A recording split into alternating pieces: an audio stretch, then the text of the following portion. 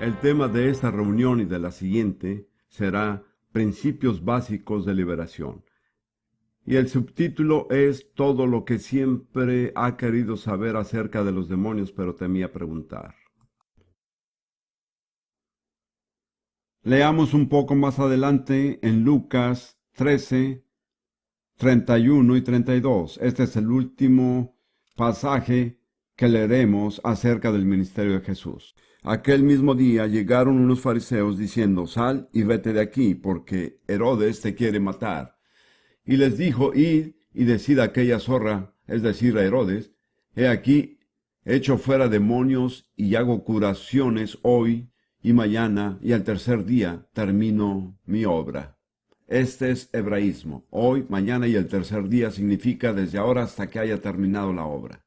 Jesús dijo que iba a estar haciendo dos cosas, echando fuera demonios y realizando sanidades. Así fue que empezó, así siguió y así terminó. Durante todo su ministerio, de principio a fin, fue una parte muy importante y le dedicó alrededor de una tercera parte de su tiempo en sanar a los enfermos y echar fuera demonios. Y en realidad ambas cosas estaban tan vinculadas que era imposible distinguir entre ellas.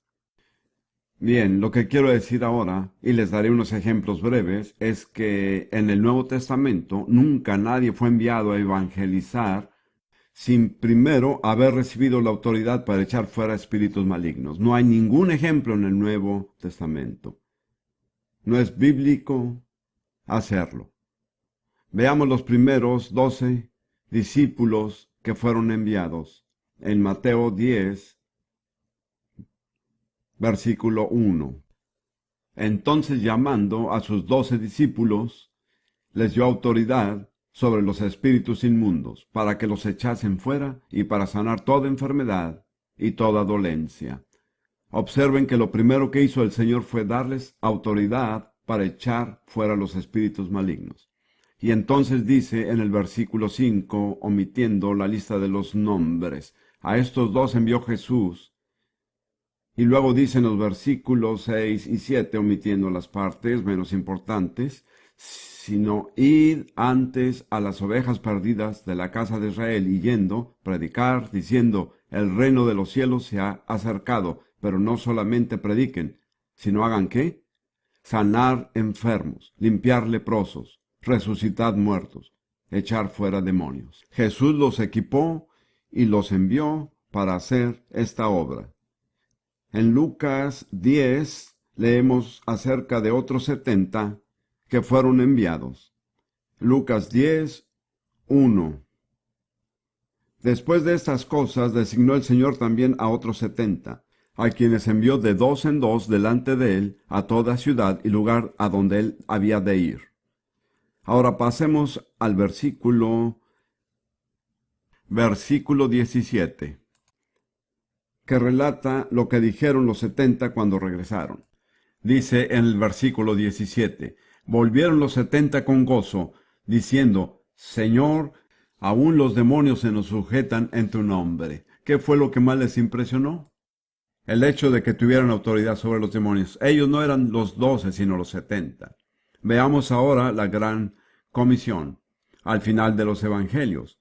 Antes que nada veamos Marcos 16, 15 en adelante. Marcos 15, 16 dice, y les dijo, id por todo el mundo y predicad el evangelio a toda criatura. El que creyere y fuere bautizado será salvo, mas el que no creyere será condenado. Versículo 17. Y estas señales seguirán a los que creen. ¿Cuál es la primera señal? En mi nombre echarán fuera demonios. Él no los envió sin antes asegurarse de que supieran enfrentarse a los demonios. Y en Mateo 28, versículos 19 y 20, la otra versión de la Gran Comisión dice, por tanto, id y hacer discípulos a todas las naciones, bautizándolos en el nombre del Padre, y del Hijo, y del Espíritu Santo, enseñándoles que guarden todas las cosas que os he mandado. Y aquí yo estoy con vosotros todos los días hasta el fin del mundo. Él les dijo que enseñaran a sus discípulos todo lo que él les había enseñado. Una de las cosas más importantes que les enseñó fue cómo tratar con espíritus malignos. Les dijo, al hacer discípulos deben enseñarles lo que yo les he enseñado. Cuando ellos a su vez hagan discípulos deben enseñarles lo que se les fue enseñado. Y dijo, yo estoy con vosotros hasta el fin del mundo. No hizo ninguna provisión para que este proceso cambiara. Su voluntad era que continuara desde el momento de su partida hasta su regreso. Ese fue el patrón que nos dejó. Lo trágico es que la iglesia se ha apartado de él. La iglesia no lo ha mejorado. No puede. En realidad, solo ha hecho un desastre de él. Ahora, aparte de Jesús, hay una sola persona en el Nuevo Testamento a quien se le da el título de evangelista. Una sola persona. He contado 28 personas como apóstoles, pero una sola a quien se le da el título de evangelista. ¿No le parece increíble? Nosotros no dudamos en conferir el título de evangelista. En la iglesia contemporánea, cualquiera que no es pastor tiene que ser evangelista. Solo hay dos opciones. ¿Quién fue el evangelista? ¿Quién puede decirme? Felipe. Hechos 8 habla de su ministerio. Hechos 8, versículo 5. Entonces Felipe, descendiendo a la ciudad de Samaria, les predicaba a Cristo. El mensaje de Felipe era muy sencillo. Era un mensaje de una sola palabra. En Samaria predicó a Cristo, en el camino a Gaza predicó Jesús. Muy bien. Y la gente unánime escuchaba atentamente las cosas que decía Felipe, porque tenía un comité muy bien organizado y un coro.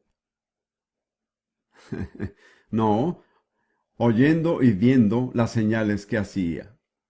Porque, ¿qué fue lo primero? De muchos que tenían espíritus inmundos salían estos dando grandes voces, y muchos paralíticos y cojos eran sanados. Noten que en su ministerio como evangelista lo primero que hizo fue echar fuera espíritus inmundos. Por lo tanto, quisiera sugerirles que tanto el patrón como la comisión de Jesús no dejan lugar para que los siervos de Dios hoy día salgan a evangelizar sin primero ser equipados para enfrentarse con los espíritus malignos. No creo que se pueda encontrar un solo ejemplo en la Biblia. Ahora les daré una enseñanza general acerca de la naturaleza de los demonios y seguiremos usando la palabra demonios. Y cómo podemos saber si están operando en nosotros o en otras personas. Por supuesto que tenemos los dos dones espirituales, el discernimiento de espíritus y la palabra de sabiduría. Pero aparte de estos, en el ámbito sobrenatural hay muchísimas otras indicaciones que juntas deberían alertarnos a la presencia de demonios, ya sea en nosotros mismos o en otras personas. Antes que nada, tenemos que saber, como ya he dicho, que son seres sin cuerpos. Estamos luchando con seres vivientes. Estos seres sin cuerpos sienten un deseo ardiente por estar dentro de un cuerpo. Hay que entender esto. Se sienten sumamente incómodos cuando no están dentro de un cuerpo. Desean estar dentro de un cuerpo humano, pero para no quedarse sin cuerpo, aceptan estar dentro de un cerdo, un perro, cualquier animal. Los demonios no quieren estar sin cuerpo. Esto es para ellos un tormento. Los demonios tienen dos objetivos principales que Satanás les ha asignado. El primero es impedir que las personas lleguen a conocer a Cristo como su Salvador.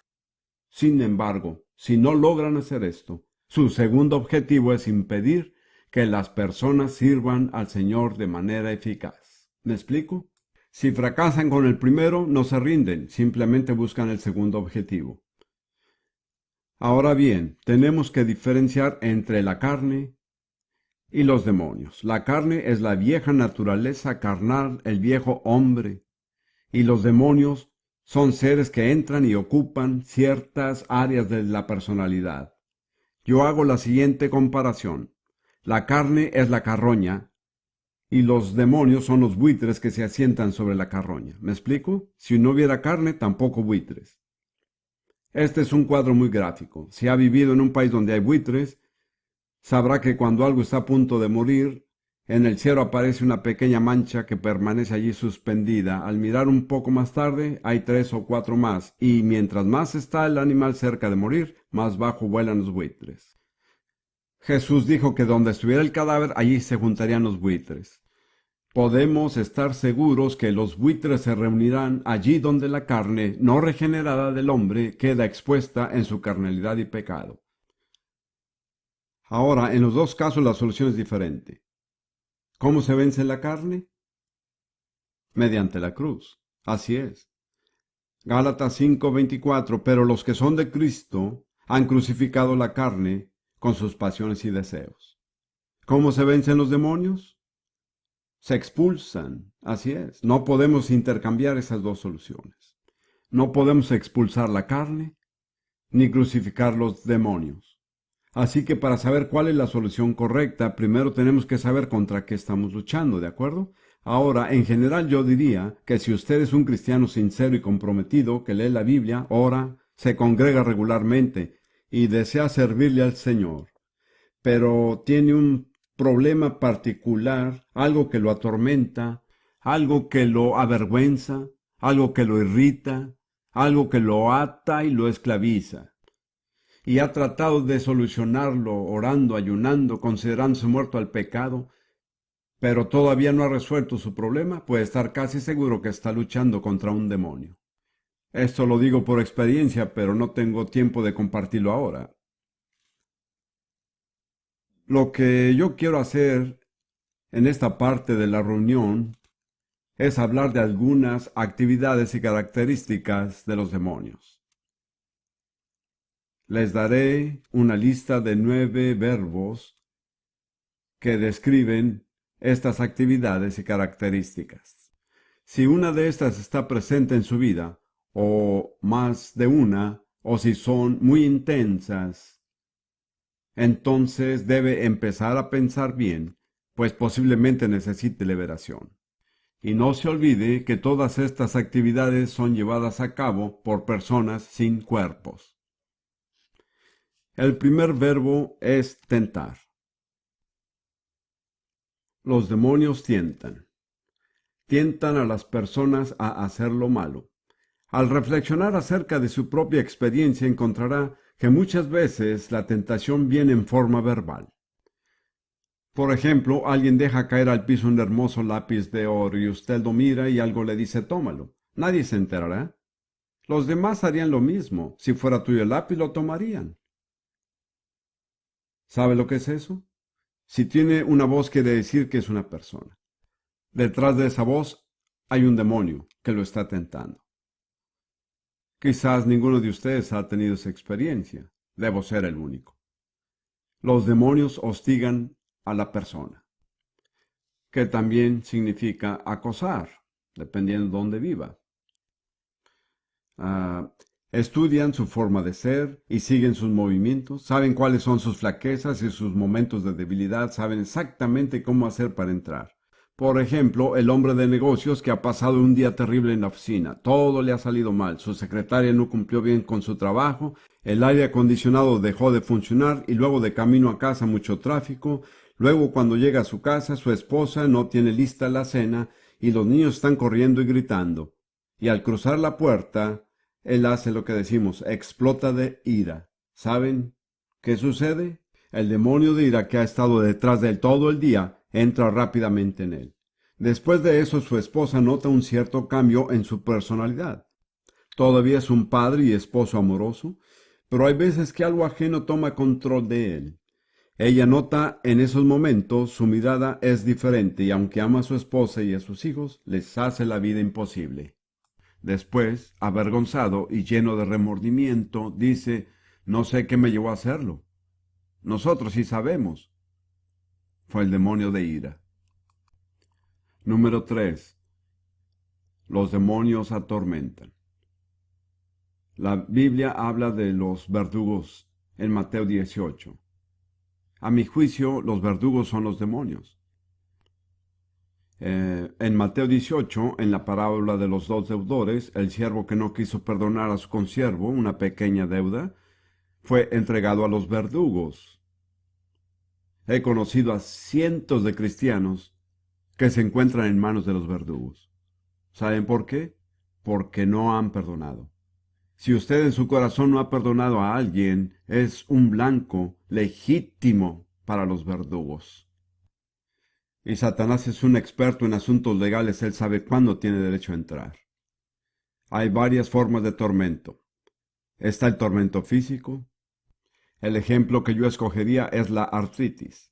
Cuando uno ve la artritis, ve al diablo en acción, atando, desfigurando, tulliendo y torturando.